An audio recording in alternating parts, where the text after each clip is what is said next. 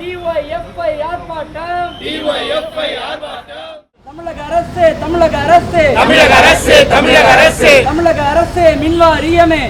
அரசு மின்வாரியமே வேலை வழங்கு ஏமாற்றாதே வேலைக்காக காத்து இருக்கும் இளைஞர்களை ஏமாற்றாதே வேலைக்காக காத்து இருக்கும் பெண்களை ஏமாற்றாதே ஆயிரக்கணக்கில் கள பணியாளர் பணியிடங்கள் காலியாக இருக்கிறது நிரப்புவதற்கு என்ன கேடு டிஎன்பிஎஸ்சி தேர்வில் ஐடிஐ படித்து கள உதவி பணிகளுக்கான டிஎன்பிஎஸ்சி தேர்வில் வெற்றி பெற்ற 9600 பேருக்கும் கள உதவியாளர் பணியிடங்களை வழங்க வேண்டும் என்கிற கோரிக்கை வலியுறுத்தி ஜூன் 10ஆம் தேதி மாநில மின்வாரிய தலைமை அலுவலகம் முன்பு ஒரு கவன ஈர்ப்பு ஆர்ப்பாட்டத்தை டிஒய்எஃப்ஐயுடன் இணைந்து நடத்தினோம். அந்த போராட்டத்தினுடைய தொடர்ச்சியாக அன்றைய தினம் துறையினுடைய அமைச்சராக இருக்கக்கூடிய சிடிஆர் நிர்மல்குமார் அவர்களை நேரடியாக சந்தித்து எங்கள் கோரிக்கைகள் உள்ளடங்கிய மனுவை அளித்தோம். அதே போல் அந்த துறையினுடைய சேர்மனாக இருக்கிற ஐஏஎஸ் ராதாகிருஷ்ணன் அவர்களை நேரில் சந்தித்து எங்கள் கோரிக்கைகளை மனுவாக அளித்தோம்.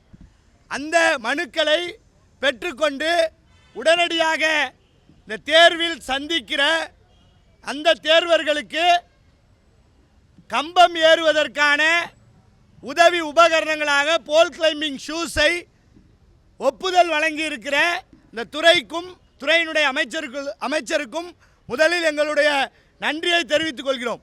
அதனுடைய தொடர்ச்சியாக இன்னைக்கு தமிழகம் முழுவதும் மின்வெட்டு பிரச்சனை என்பது பிரதான பிரச்சனையாக தமிழ்நாட்டினுடைய அரசாங்கத்திற்கு கேள்வி கேட்கக்கூடிய விஷயமாக மாறி இருக்குது.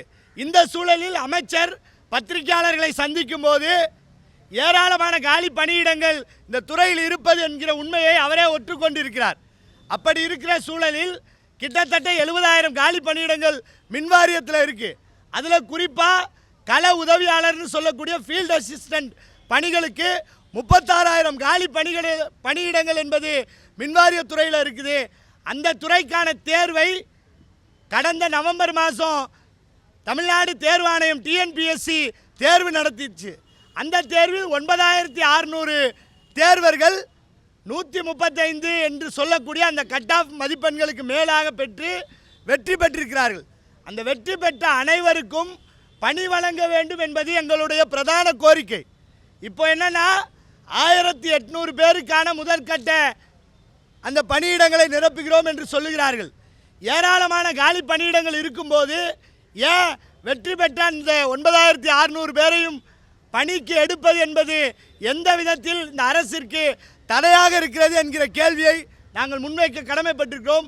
அதே போல் இந்த தேர்வு எழுதியதில் பெரும்பான்மையான பெண்கள், குறிப்பாக இந்த துறையில் இந்த கள உதவியாளர் பணியிடங்களுக்கு 33% இடஒதுக்கீடு என்பதை இந்த துறை உறுதிப்படுத்த வேண்டும் என்கிற இன்னொரு கோரிக்கையும் நாங்கள் முன்வைக்கிறோம்.